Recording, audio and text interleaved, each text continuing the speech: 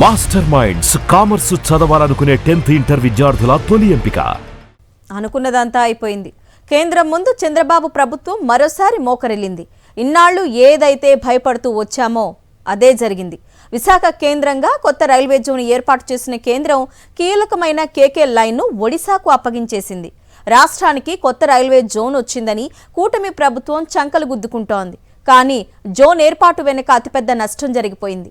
భారీగా లాభం తెచ్చిపెట్టే KK line ఒడిశాకు వెళ్లిపోవడంతో Visakha కేంద్రంగా కొత్త రైల్వే జోన్ రావడం వల్ల ఉపయోగం లేకుండా పోయింది. ఇంకా చెప్పాలంటే తలను ఒరిస్సాకు అప్పగించి మొండాన్ని ఏపీకి కేటాయించినట్టయింది.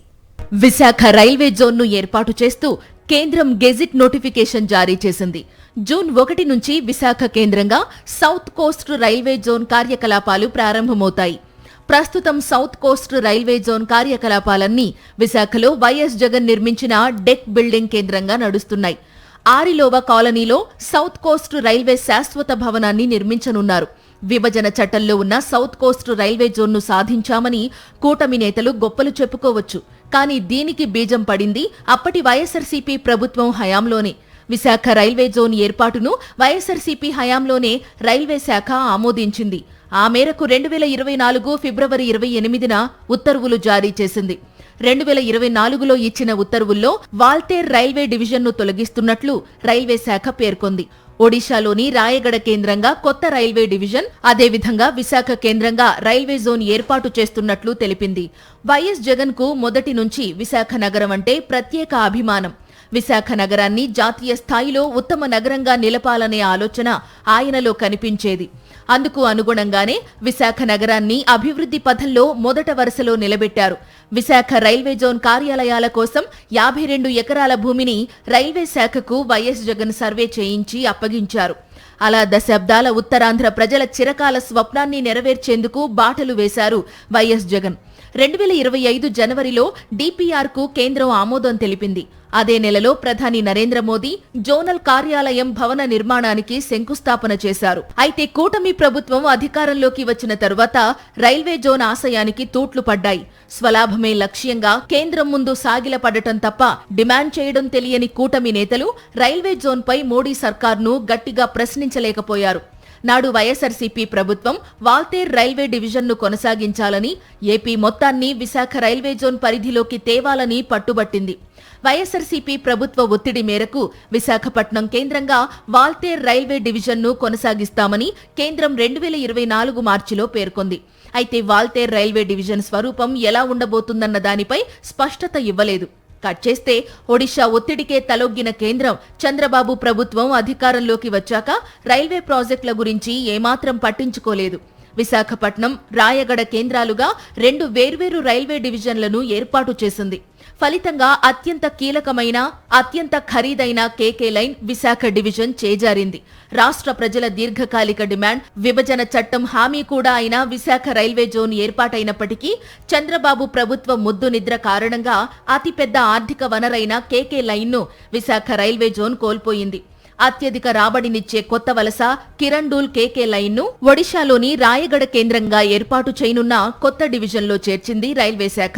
ఆ డివిజన్ భువనేశ్వర్ కేంద్రంగా ఉన్న తూర్పు కోస్తా రైల్వే జోన్ పరిధిలోకి వస్తుంది. దాంతో కొత్తగా ఏర్పడిన విశాఖ రైల్వే డివిజన్ రాబడికి భారీగా గండిపడింది. వాల్తేరు డివిజన్ బంగారు బాతుగుడ్డు లాంటిది. ఆదాయాన్ని తెచ్చిపెట్టే అతిపెద్ద డివిజన్లలో ఇదొకటి. ఏటా దాదాపు 3 కోట్ల మంది ప్రయాణికులు రాకపోకలు సాగిస్తున్నారు. ఈస్ట్ కోస్ట్ రైల్వే జోన్ ఆదాయం 17,000 కోట్ల రూపాయలు కాగా ఇందులో 10,000 కోట్ల రూపాయల ఆదాయం కేవలం వాల్తేరు డివిజన్ నుంచే వస్తోంది. దీన్ని బట్టి ఈ డివిజన్ ఎంత కీలకమో అర్థం చేసుకోవచ్చు. దేశంలోనే సుమారు 300 డీజిల్ ఇంజిన్లతో అతిపెద్ద లోకో షెడ్, 160 ఇంజిన్లతో భారీ ఎలక్ట్రికల్ లోకో షెడ్, విశాలమైన మార్షలింగ్ యార్డు కూడా ఇక్కడే ఉన్నాయి. తూర్పు కోస్తాలోనే ఎక్కువ ప్యాసింజర్, సరుకు రవాణా, వ్యాగన్ ట్రాఫిక్ కలిగిన డివిజన్ ఇది. ఇందులో సింహభాగం ఆదాయం ముడి ఇనుము రవాణా జరిగే కేకే లైన్ ద్వారా వస్తోంది. ఇప్పుడు ఆదాయంలో ఎక్కువ భాగం రాయగడ డివిజన్ కు వెళ్లిపోతుంది. దీంతో కొత్తగా ఏర్పడిన విశాఖ రైల్వే జోన్ ఆదాయం 3,000 కోట్లు కూడా దాటే అవకాశం లేదు. కేకే లైన్ కేవలం రైలు మార్గం మాత్రమే కాదు, దేశ ఆర్థిక వ్యవస్థకు, ముఖ్యంగా ఉక్కు రంగానికి వెన్నెముక. ఛత్తీస్గఢ్లోని బైలడిల్లా గనుల నుండి అత్యున్నత నాణ్యత కలిగిన ఇనుప ఖనిజాన్ని విశాఖపట్నం స్టీల్ ప్లాంటుకు విదేశీ ఎగుమతి కోసం ఓడరేవుకు తరలించే కీలక రైల్వే లైన్ ఇది. ఇక ఓడరేవుల నుండి ఇతర ప్రాంతాలకు బొగ్గు తరలించే లైన్ కూడా ఇదే. సాధారణంగా ఈ మార్గంలో రోజుకు 25 నుండి 30 వరకు గూడ్స్ రైళ్లు నడుస్తాయి. ప్రతి ఏటా ఈ మార్గం ద్వారా దాదాపు 40 నుండి 50 మిలియన్ టన్నుల సరుకు రవాణా జరుగుతుంది. అంటే రోజుకు సగటున 1.1 లక్షల నుండి 1.3 లక్షల టన్నుల ఇనుప ఖనిజం ఈ పట్టాల మీద ప్రయాణిస్తుందన్నమాట. ఈ మార్గంలో ఒక్కో గూడ్స్ రైలుకు 58 నుండి 60 వరకు వ్యాగన్లు ఉంటాయి. కొన్నిసార్లు సామర్థ్యం పెంచడానికి మల్టీ యూనిట్ ఇంజన్లను వాడి భారీ లోడ్ను లాగుతుంటారు. భారతీయ రైల్వేలో అత్యధిక లాభాలు గడించే మార్గాల్లో ఇది ఒకటి. వాల్తేరు డివిజన్కు వచ్చే మొత్తం వార్షిక ఆదాయంలో 60 నుంచి 70% కేవలం ఈ కేకే లైన్ నుండే వస్తుంది. ఏడాదికి 10,000 కోట్ల రూపాయల వరకు ఆదాయం వస్తుందని అంచనా. ఈ లైన్ నిర్వహణ ఖర్చు చాలా తక్కువ, ఆదాయం చాలా ఎక్కువ. ఈ లైన్లో చిన్న అంతరాయం కలిగినా దేశీయ ఉక్కు ఉత్పత్తిపై ప్రభావం పడుతుంది. అందుకే కేకే లైన్ను $1 బిలియన్ లైన్ అని కూడా పిలుస్తుంటారు. కేకే లైన్లో కొత్త వలస యార్డు మినహాయించి కిరండూల్ వరకు ఉన్న సుదీర్ఘ మార్గమంతా రాయగడ డివిజన్లోకి వెళ్లిపోయింది.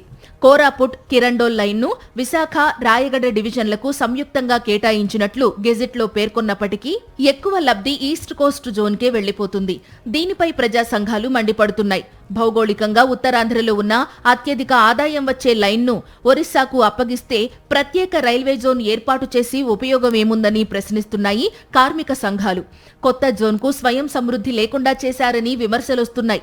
విశాఖ కేంద్రంగా ఏర్పాటయ్యే రైల్వే జోన్లో వాల్తేరు డివిజన్, మరీ ముఖ్యంగా కేకే లైన్ ఉంటుందని అంతా భావించారు.